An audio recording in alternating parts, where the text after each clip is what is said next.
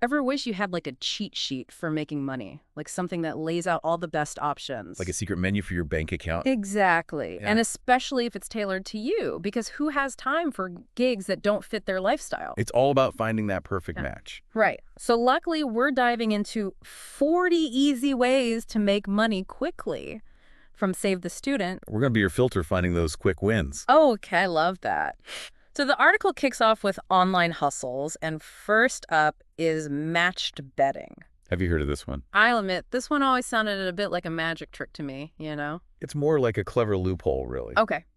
Essentially, you're leveraging free bets offered by betting sites, and by placing strategic wagers on all possible outcomes of an event, you eliminate the risk. Hold on, back up. Did you say all possible outcomes? Yep. Explain it to me like I'm 5.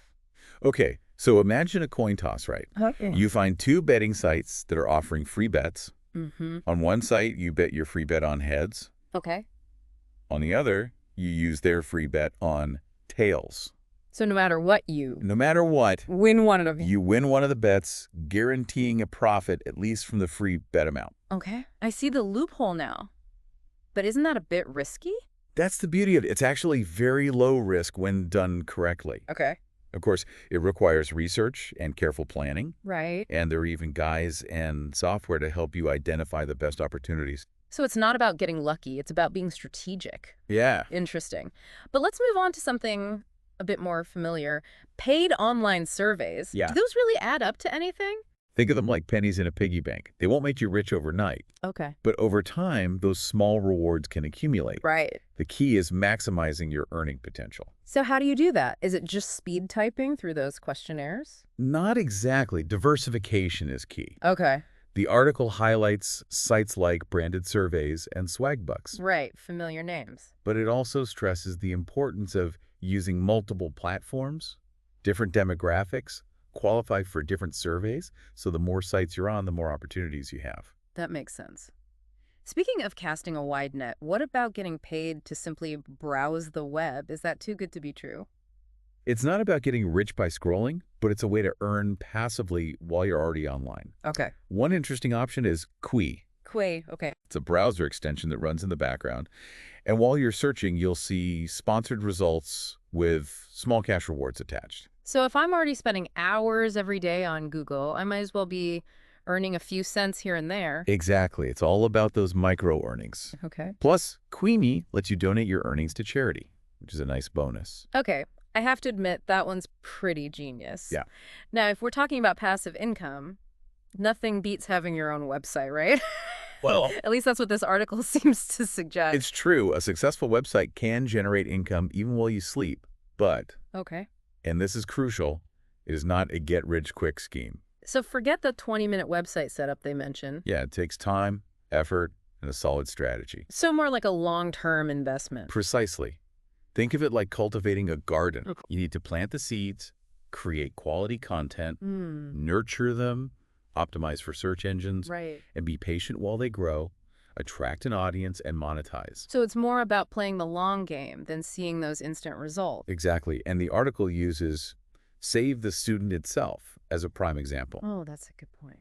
What started as a student side project has grown into a massive resource for millions. It proves that with dedication and a bit of business savvy, a website can become a sustainable source of income. Okay, now for the part I've been waiting for. The unexpected gems. Okay. The money-making methods that I would never think of on my own. Okay, shoot. Tell me about this Disney Vault secret. Okay. It sounds too good to be true. It's not about raiding a hidden vault, but it does involve a bit of Disney magic. You see, Disney strategically pulls some of its classic movies from circulation for years at a time. Creating that demand. It's classic supply and demand. Got it. So they create that artificial scarcity and then they re-release to a ravenous audience that's willing to pay a premium. You got it. Remember Beauty and the Beast on Blu-ray? Yeah. In 2011, you could find it for around 25 pounds. Okay. Fast forward a couple of years, during a vault period, and that same Blu-ray was going for nearly 75 pounds. Wow. Talk about a return on investment. So the trick is to buy low during the re-release and then sell high when it goes back into the vault. Exactly. Okay. Of course, it requires a bit of research, an eye for which titles will have lasting appeal, but Sure. if you're a Disney aficionado with a bit of storage space, Yeah. it could be a fun way to make some extra cash. Okay. That's brilliant. What else have we got? What about those of us who are musically inclined? Can we cash in on our passion for tunes? Absolutely. Ever heard of Slice the Pie? No. It's a platform that pays you to review music from unsigned bands and artists. Wait, I get paid to listen to music and share my opinion. Yeah. That's literally what I do for free with my friends. Right. It's all about turning something you enjoy into a potential income stream. I love it. Just remember, reviews are subjective. What one person loves, another might hate. Sure. The article emphasizes honesty in your reviews. Brutal honesty is my specialty. So if I'm picturing piles of cash from listening to music, what's the catch? Well, the payments are in USD, Okay. which might be a slight inconvenience depending on where you live. Yep. But hey, if you're passionate about music discovery and you don't mind sharing your thoughts, it could be a fun way to earn a little extra while supporting up-and-coming artists. I love that. Supporting artists and patting my wallet at the same time. Sign me up. Speaking of things that students are passionate about, the article also mentions selling course notes. Yes. Is that really a viable way to make money? It can be, especially if you're known for taking meticulous notes. Right. Platforms like Nexus Notes and Stuvia connect students looking for a study boost with those willing to share their knowledge. So it's like turning your study skills into a side hustle. Exactly. I bet those hastily scribbled notes from my last-minute cramp sessions wouldn't exactly fly. Probably not. Yeah. The article emphasizes the importance of quality and presentation. Right. Typed up, well-organized notes are more likely to attract buyers than a jumbled mess of scribbles. Right, because nobody wants to decipher my chicken scratch handwriting. Right. Plus, it's about selling a service, not just scraps of paper. Mm-hmm. You're providing a valuable resource that can help someone else succeed. Exactly. Yeah. And it's a great way to potentially earn back some of those tuition fees. I love a good return on investment. Okay, let's talk freelancing. Okay. I feel like that's the holy grail of side hustles, but also a bit overwhelming. Yeah, it can be both liberating and daunting. Right. The beauty of freelancing is that you can market any skill you possess. Right. Whether it's writing, editing, graphic design, social media management, Yeah. if someone's willing to pay for it, you can offer it as a service. It's like the Wild West of entrepreneurship. It is. It is. But with hopefully less tumbleweed and more lucrative gigs. Exactly. However, freelancing requires more than just skills. What's that? It demands self-discipline, Right. savvy time management, and the hustle to find clients and manage projects effectively. So it's not just a side gig. It's practically a business unto itself. You could say that, yeah. Speaking of which, the article throws in a couple of outside-the-box business ideas like renting out assets. Yeah. Is that really a thing? Absolutely. In our sharing economy, one person's unused asset is another's potential gold mine. Right. Got a parking space that sits empty during the day, Okay. listed on Parklet or Just Park, Yeah. have a unique house that could work as a filming location. Check out film locations. I'm picturing a student flat transformed into the set of a gritty indie film. The possibilities are endless. Exactly.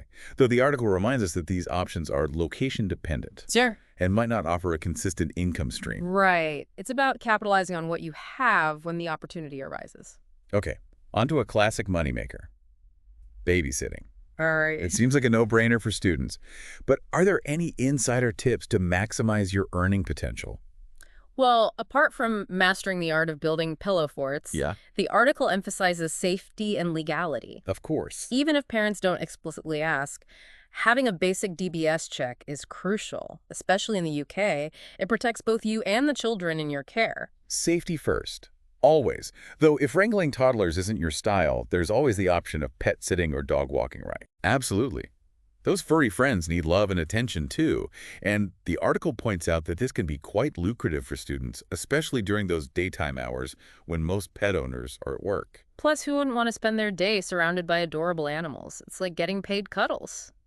But speaking of getting those steps in, the article surprised me with an entire section dedicated to, wait for it, getting paid to walk. I know it sounds too good to be true, but it's a thing. So I can get paid to exercise. Where do I sign up? Apps like Sweatcoin reward you with points, gift cards, or even cash for hitting your step goals.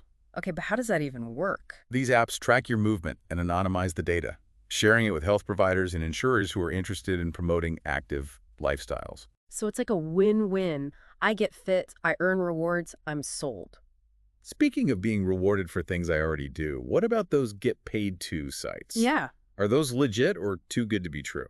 They can be a great way to earn some extra cash, but it's about approaching them strategically. Okay. Swag bucks and inbox pounds are popular options. Right. I've heard of those. They offer rewards for completing tasks online, Okay. watching videos, taking surveys, even shopping. So basically, they're paying me for my online shopping addiction. That's dangerously convenient. It is. It Wait, is. really is. Just remember, it's easy to get caught up in the cycle of earning points and rewards. Right. The key is to use these sites intentionally and avoid spending more than you normally would just to earn a few extra points. Great advice. Yeah. Now let's talk about something a little more complex. Cryptocurrency. It's the buzzword on everyone's lips these days, but I'll admit I'm still a bit fuzzy on the details. Yeah, it's a complex world, and the article only skims the surface. Okay. But the main takeaway is caution. While the potential for high rewards exists, so does the risk. Of course. Cryptocurrency is notoriously volatile. So not for the faint of heart No. or those who can't stomach a little financial risk. Exactly. The article advises thorough research before investing any money, and even then, only invest what you can afford to lose. Right. They even point to their comprehensive Bitcoin guide as a starting point for understanding the ins and outs of this complex world. Sound advice. And speaking of investing, what about online market trading? It used to be the domain of Wall Street hotshots, but now there are apps for that, right? Yeah, you're right. Online trading platforms like eToro have democratized investing, Right. making it accessible to practically anyone. But, and this is crucial, accessibility doesn't equal easy money. Right, it's still investing, which means there's inherent risk involved. Exactly. It's not like those get paid to sites where, you're earning pennies for clicking ads. Precisely. Investing in the stock market, even through user-friendly apps, requires knowledge, strategy, and a good understanding of risk management. So what's the article's advice for someone who's curious about trading but doesn't, want to dive in head first? They recommend starting with a virtual portfolio. Okay. eToro, for example, offers a practice account with $100,000 of virtual money. Oh, wow. It's a fantastic way to dip your toes into the market, experiment with different investment strategies, and get a feel for how things work, Right. all without risking a single pound of your own money. Okay, that's actually brilliant. So you can test the waters, make mistakes, and learn from them without any real-world consequences. Exactly. It's all about gaining experience and building confidence before diving into the real deal. That's a relief to hear because, honestly, the world of investing can feel pretty intimidating, so a virtual portfolio it is. Now, for our listeners who are more creatively inclined, Yeah, what about selling photography online? Is that still a viable way to make money? absolutely. While the stock photography market has become more competitive, there's always a demand for high-quality, unique images. So it's not just about snapping a quick pic on your phone and uploading it. Not quite. The article suggests focusing on niche subjects, Okay. areas where there's less competition but still a consistent demand. Think about what you love to photograph, what sets your work apart. Yeah. Do you have an eye for capturing stunning landscapes, quirky street scenes, or mouth-watering food photography? So it's about finding your niche, like that sweet spot where your passion and the market demand intersect. Exactly. Kind of like those people who buy and sell domain names. Yes. Hoping to strike gold with, a high value web address. It's about identifying opportunities and capitalizing on them. Right. Once you've found your niche, platforms like Adobe Stock and Getty Images are great places to showcase and sell your work. So if you've got a good eye for composition and a knack for capturing the extraordinary in the ordinary, selling your photos online could be a fun and potentially lucrative side hustle. Absolutely. It's all about leveraging your creativity and turning it into a source of income. I like it. Speaking of creative side hustles, remember Slice the Pie? Yeah. The platform that pays you to review music. Wait, hold on a second. We already talked about that one. Whoa. Remember? It was in our earlier segment about unexpected ways to make money.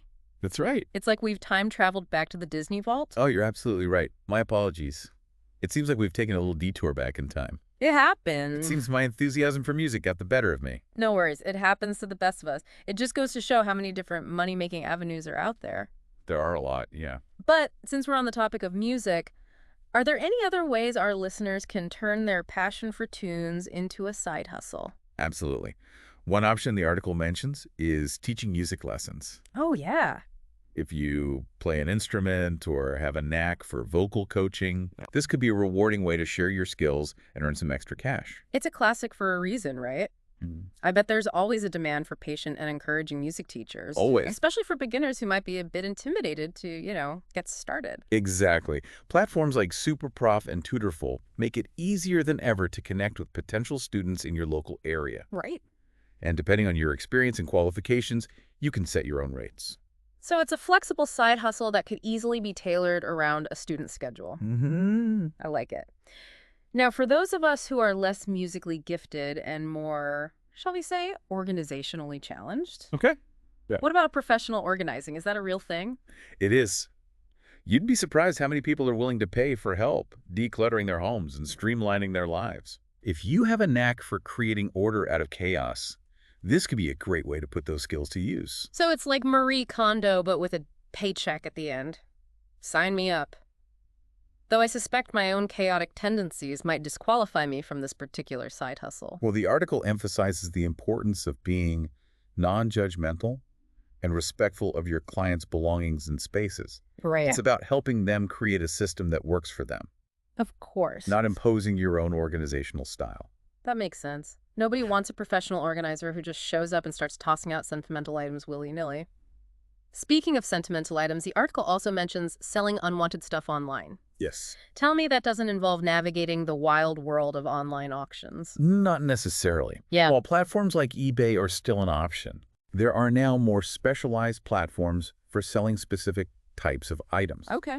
For example, Depop is a popular choice for selling clothing and accessories, while Music Magpie is great for offloading old CDs, DVDs, and even tech gadgets. So it's all about finding the right platform for your unwanted treasures, but what about those random items that don't seem to fit into any specific category? Right. The miscellaneous drawer of online selling.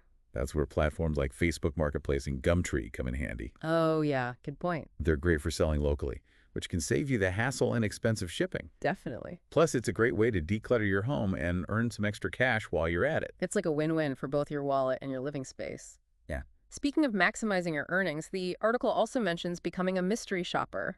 Is that as glamorous as it sounds? It does sound a bit like a dream job, doesn't it? Yeah. Get paid to shop, eat, and even visit hotels. But what's the catch?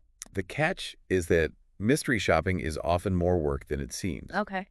It requires meticulous attention to detail, Right. accurate reporting, and the ability to remain objective throughout the experience. So it's not just about stuffing your face with free food and then writing a glowing review. Not exactly. Mystery shoppers are essentially undercover agents, Okay. observing and reporting on specific aspects of a business. Right. They might be tasked with evaluating customer service, Yeah. testing the quality of products, or even assessing the cleanliness of a hotel room. Sounds a bit like a covert operation. Okay, so if you're willing to put in the effort and you have a keen eye for detail, mystery shopping could be a worthwhile side hustle. But what about those of us who are tech savvy and enjoy tinkering with gadgets? Is there anything for us? Absolutely. One intriguing option the article mentions is becoming a tech tester.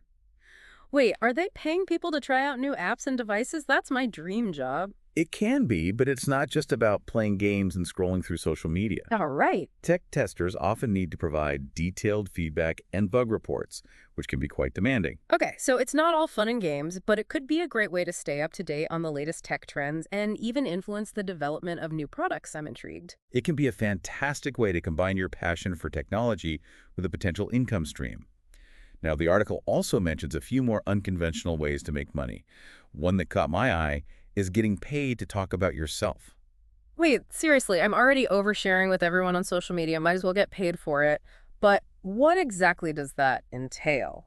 The article mentions platforms like User Interviews and Respondent. Okay. They pay people to participate in focus groups, surveys, and interviews, providing insights on various topics. So it's like becoming a paid guinea pig for researchers and marketers. It's interesting, but I'm a bit curious, what kind of topics are we talking about? It can be a wide range of topics, from consumer products and services to social issues and political opinions. Right. It's a great way to have your voice heard and potentially influence the development of new products or services. Okay, so it's not just about sharing your thoughts on your favorite brand of cereal, but about contributing to a broader conversation about the world. I have to admit, I'm starting to think about my own expert opinions. Right. It's all about capitalizing on your unique experiences and perspectives. Hmm. Now, we've covered a lot of ground here, from matched betting to dog walking to becoming the next YouTube sensation. What are your final thoughts for our listeners who are eager to start padding their wallets? I'd say the biggest takeaway is that there's a whole universe of money-making opportunities out there, both online and offline. Yeah. The key is finding the ones that resonate with your skills, interests, and lifestyle. Don't be afraid to experiment with different options until you find the perfect fit. Exactly. This is not a one-size-fits-all approach. Yeah. You might discover a hidden talent for funding furniture or a passion for helping people organize their lives. Right. The possibilities are truly endless. And remember, even if you don't strike it rich overnight, Right. the experience and skills you gain along the way are invaluable. It's about embracing opportunities for growth and financial empowerment. So go out there, explore those options, and who knows, you might just uncover a hidden talent for turning clicks into cash or walks into rewards. Exactly. Happy hustling.